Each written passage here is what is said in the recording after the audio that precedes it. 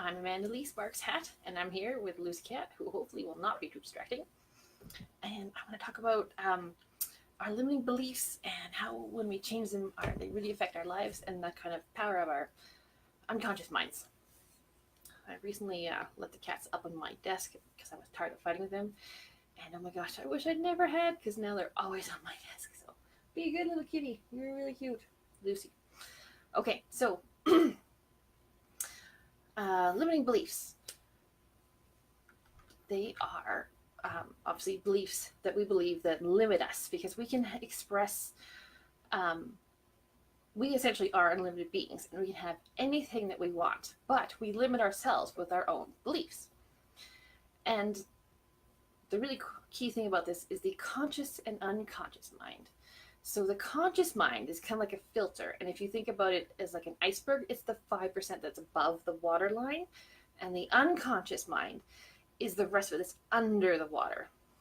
Um, and the unconscious mind is something we're learning more and more about, but from what my understanding of it is, it's where a lot of our limiting beliefs kind of imprint and reside.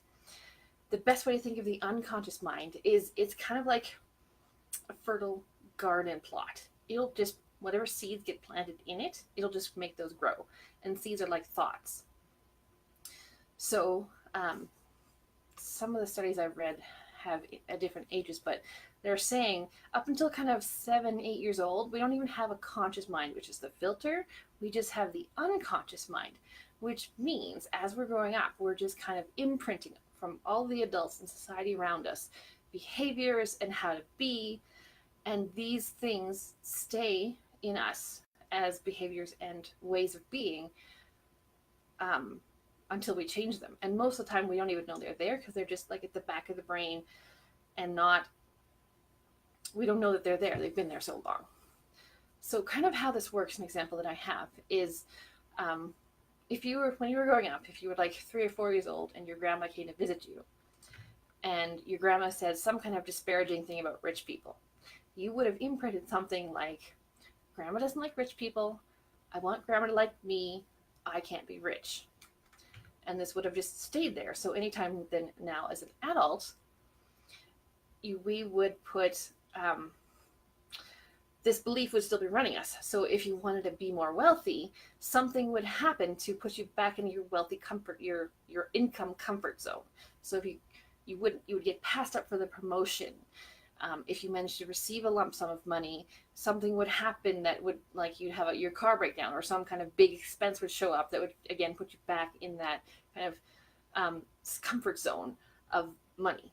And if you don't know about limiting beliefs and how to go find them and change them, you'd be like, what the hell's happening? So it's really fascinating stuff, I'm finding. And the cool thing is they're kind of, you can kind of also think of them like old computer files that if you don't ever do any updates on them, they just stay there running the same programs forever and ever. But it's not hard to do updates and change them. Let me just check my notes and make sure I'm on the right track.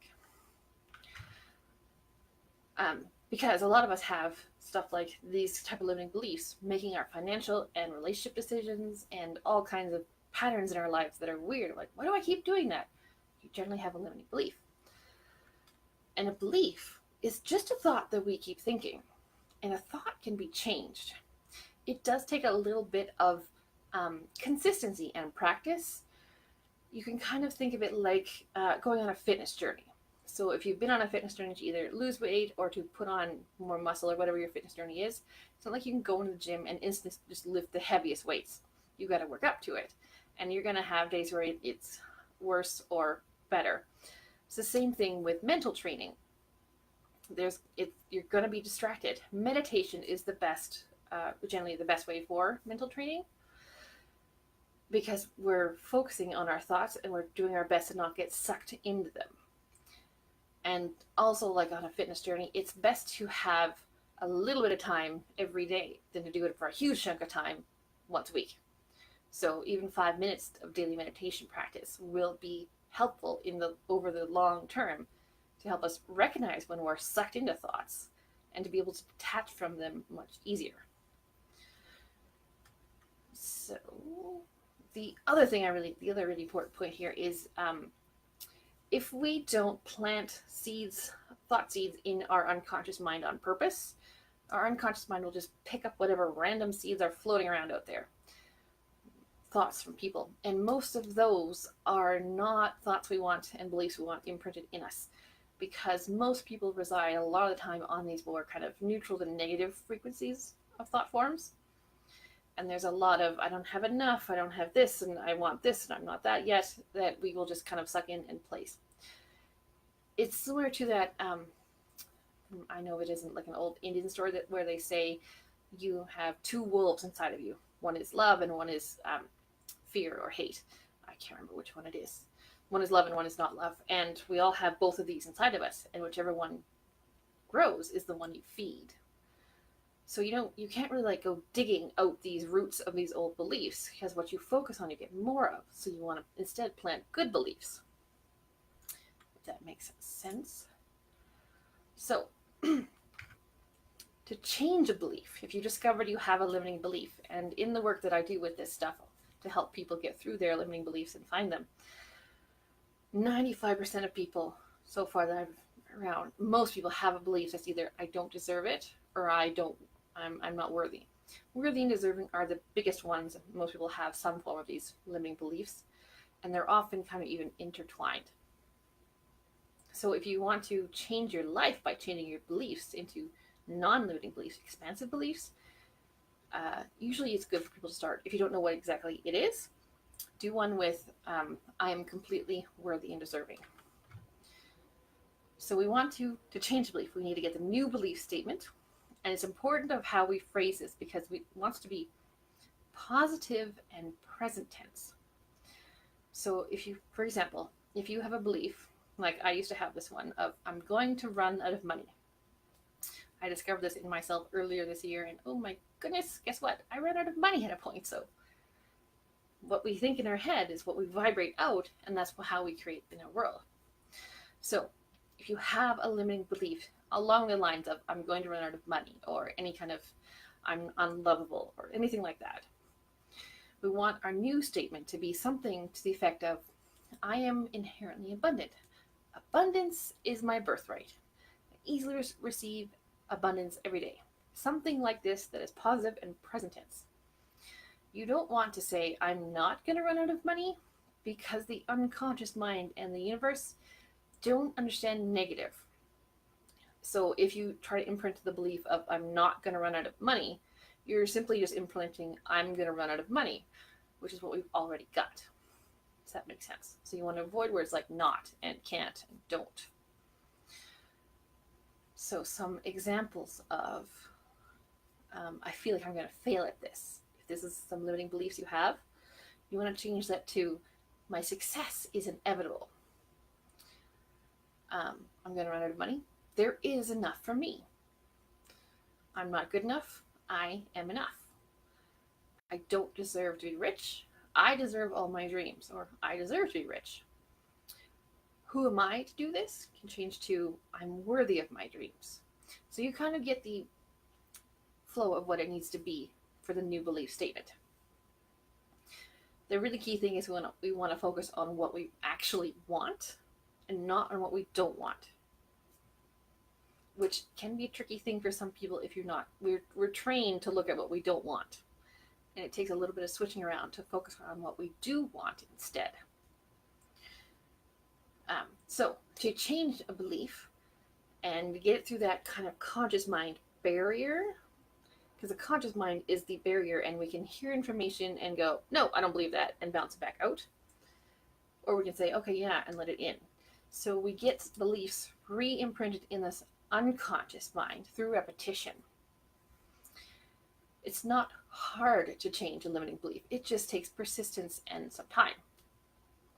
So you want to say your new statement aloud at least 3 times, morning and night. And most people need somewhere between 35 to 45 days consistently to do this.